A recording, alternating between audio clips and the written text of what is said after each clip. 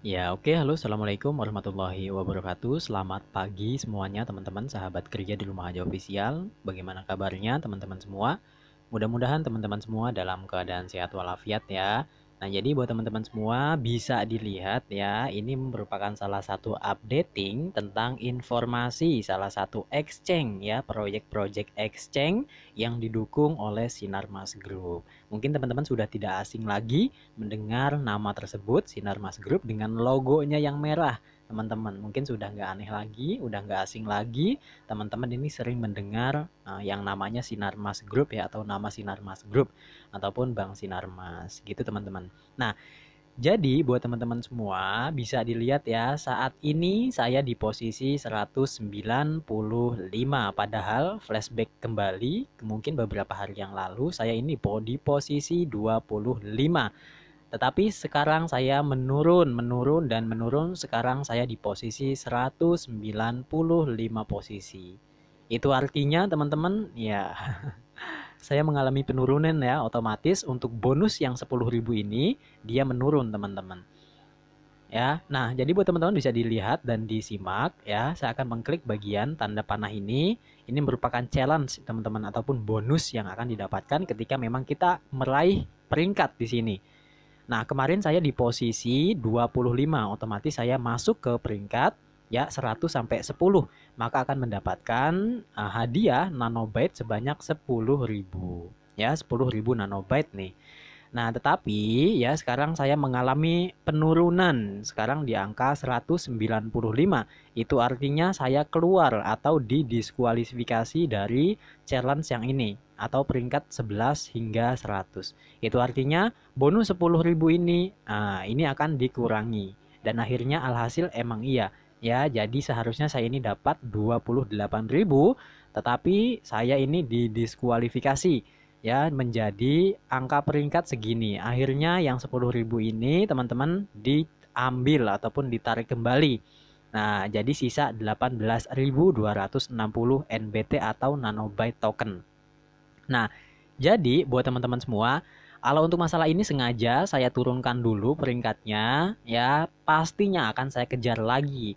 Nah, cuman ya saya ini ingin tahu doang, ya ingin tahu doang. Kemarin sempat kebingungan, ya sempat kebingungan. Kalau misalkan saya ini di posisi ya sudah mendapatkan 10.000 bonus ini, tapi kalau saya posisinya menurun, yaitu di angka 100 ke bawah, apakah saya kehilangan ini? Ternyata iya. Ya, saya kehilangan 10.000 nanobyte token ini, teman-teman. Itu artinya saya akan mengejar lagi posisi di peringkat 11 hingga 100.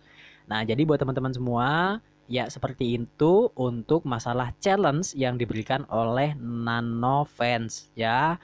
Ya, kita akan diberikan nanobyte token oleh Nanofans ini, teman-teman. Nah, itu merupakan updating yang pertama tentang mengenai challenge.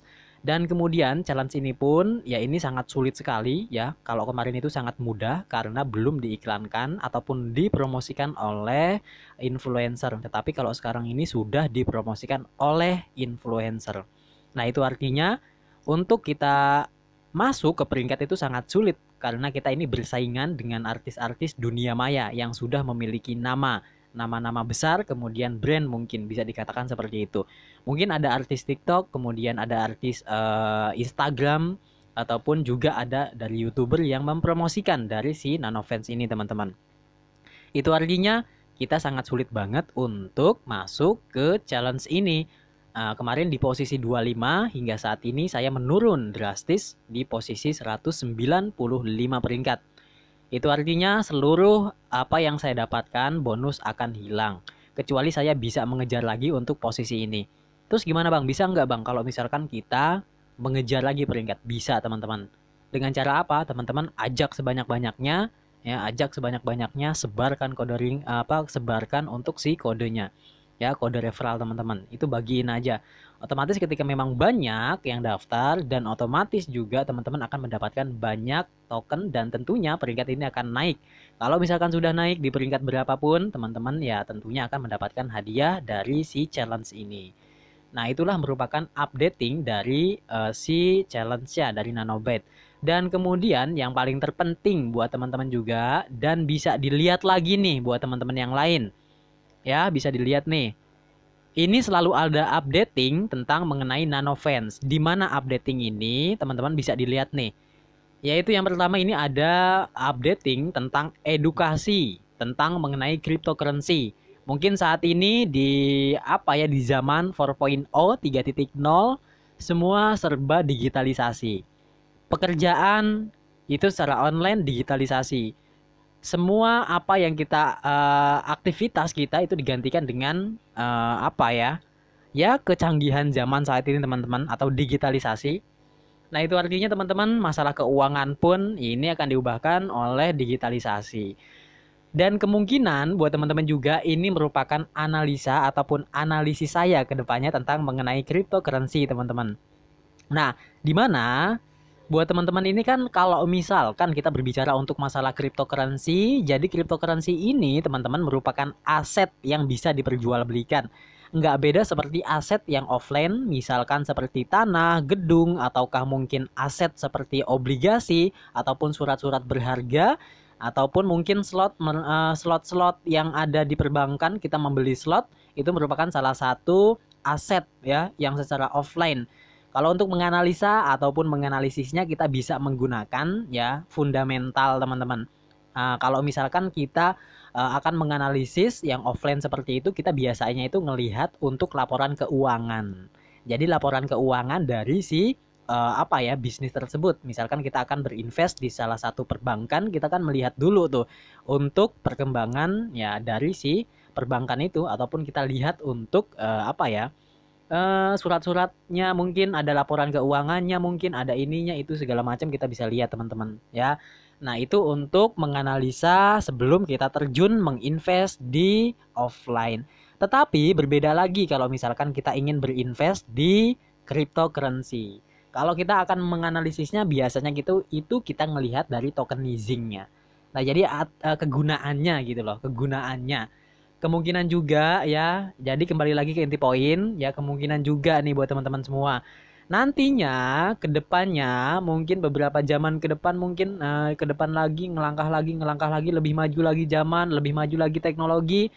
Ya tentunya saat ini pun cryptocurrency itu sebagai aset digital. Aset digital itu artinya sama seperti aset-aset yang lain. Nah, itu artinya kalau misalkan dianggap seperti itu, ya ini pun sama seperti surat berharga, mungkin seperti sertifikat, ataukah mungkin sama seperti buku BPKB, mungkin kalau kendaraan bermobil gitu ya, bermobil, bermotor, ataupun kendaraan yang lain kan ada BPKB-nya ya, ataupun surat buku kalau BPKB itu ya kepemilikan gitu kan ya, kepemilikan seseorang atas salah satu aset gitu kan ya, misalkan. Tidak menutup kemungkinan juga untuk cryptocurrency ini akan dijadikan salah satu, teman-teman, ya nantinya bisa dijadikan sebagai aset yang bisa digadaikan. Ataupun misalkan nih ke depannya kalau misalkan kita ingin pinjam uang di bank, ataupun ada kebutuhan ya uang, kita bisa mengajukan di bank. Kalau sekarang ini kan kita ini dengan anggunan, misalkan kita akan minjam uang di bank itu dengan anggunan, yaitu kita menggadaikan mungkin sertifikat tanah, ataukah menggadaikan sertifikat motor, ataupun menggadaikan sertifikat dari si kendaraan bermobil, bukan sertifikat ya, melainkan mungkin BPKB, teman-teman. Yaitu sama aja sih gitu, nggak beda jauh gitu.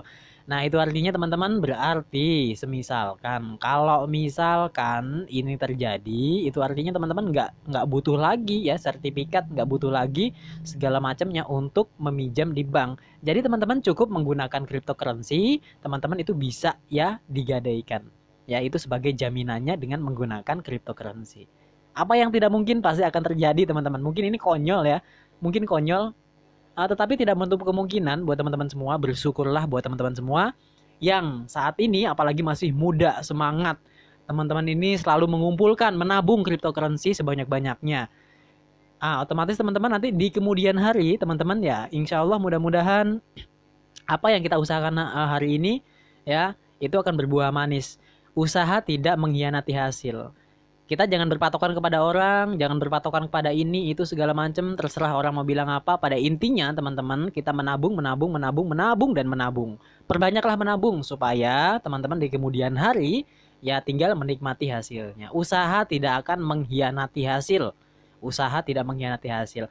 Nah, oleh karena itu buat teman-teman semua bersyukurlah buat teman-teman semua kalau sudah yang bisa mendapatkan poin di hold, ditabung, disimpan.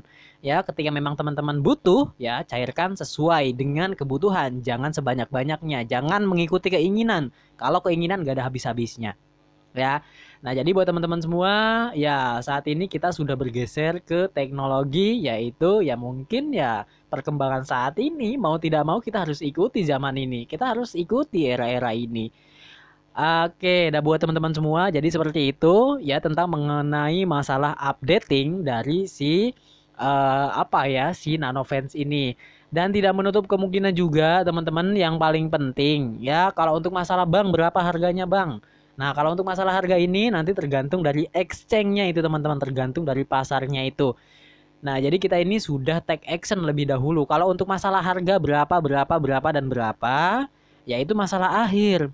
Pada intinya teman-teman, ini harus memiliki poin terlebih dahulu, harus memiliki tokennya terlebih dahulu. Kalau untuk masalah harga itu masalah gampang, masalah akhir. Nah, jadi ini merupakan salah satu exchange yang langsung disupport oleh salah satu perbankan yaitu Sinarmas Group dan kemudian Nanovance ini pun berpartner dengan salah satu exchange yaitu bernama Toko Kripto. Teman-teman sudah mengetahui Toko Kripto? Ya, tentunya Toko Kripto itu sekarang sudah jalan dan kemudian dia mengeluarkan token yang namanya sebagai TKO atau yang sering disebut dengan TKO. TKO hari ini harganya menyentuh di angka Rp26.000. Ini bukan halu, ini bukan halusinasi. Ini kerja nyata secara digitalisasi. Orang-orang yang nggak mau melihat digitalisasi ketinggalan zaman. Kalau bisa dibilang Cooper ya emang Cooper. Gitu. Jadi terbukalah, menerimalah. Kita terima ya saat ini mungkin kita ada di digitalisasi ataupun di era-era 4.0. Mungkin pemerintah kita juga pernah mengucap ya tentang masalah itu. Ya kita ini harus terbuka, melek teknologi, jangan ditinggalin teman-teman. Mungkin cukup sekian teman-teman ya, mudah-mudahan dimengerti. Kita saling-saling ini aja deh kita saling-saling ngobrol-ngobrol sedikit ya. Mudah-mudahan menambah wawasan kita. Terima kasih sekian. Assalamualaikum warahmatullahi wabarakatuh.